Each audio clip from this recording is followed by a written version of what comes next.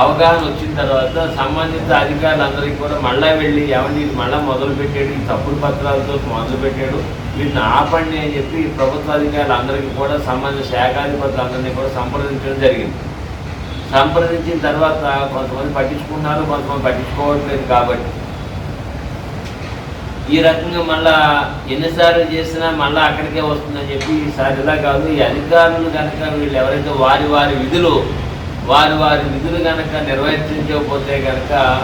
మళ్ళీ వీడు ఇలాగే తప్పు పని చేస్తారు. ఈ అధికారుల మీద చర్య తీసుకోకపోతే తప్ప ఇది ఎప్పటికీ ఆగదన్న ఉద్దేశంతో ఈ అధికారులు తీసుకున్న తప్పుడు చర్యలు ఏవైతే ఉన్నాయో, అంటే చట్టవిరుద్ధంగా ఈ కబేళాకి ఏవైతే ఈ మాంసం కబేళా వాడు ఏవైతే గొడ్డు మాంసం ఫ్యాక్టరీ వాడికి చట్టవిరుద్ధంగా వాటిని నిర్వహిస్తున్నా కానీ అతను సహకరిస్తున్న అధికారులు ఎవరైతే ఉన్నారో ఈ అధికారుల మీద మనం చర్య తీసుకోకుండా దీన్ని శాశ్వతంగా మనం దూరం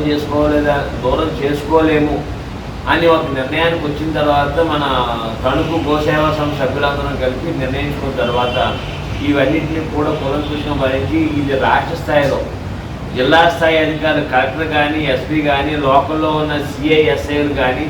ఎంఆర్ఓ కానీ, గ్రామ పంచాయతీ స్థాయిలో వాడు కానీ, వెటనరీ డిపార్ట్మెంట్ వారు కానీ వీళ్ళందరూ కూడా మరి వారికి బానిసలుగా పనిచేస్తున్నారా, అమ్ముడు పోయారా, లేదా అవగాహన రాహిత్యం చేస్తున్నారా, లేదంటే అసమర్థతతో పనిచేస్తున్నారా, లేదా నిర్లక్ష్యంతో పనిచేస్తున్నారా అనే విషయం మనకి తెలుసుకోవడం కొంత ఎవిడెన్స్ అవసరం. కాబట్టి ఈ కింద స్థాయి అధికారులు చేసిన తప్పులన్నీ కూడా పై స్థాయి రాష్ట్ర స్థాయి అధికారులు తీసుకెళ్ళడం జరిగింది.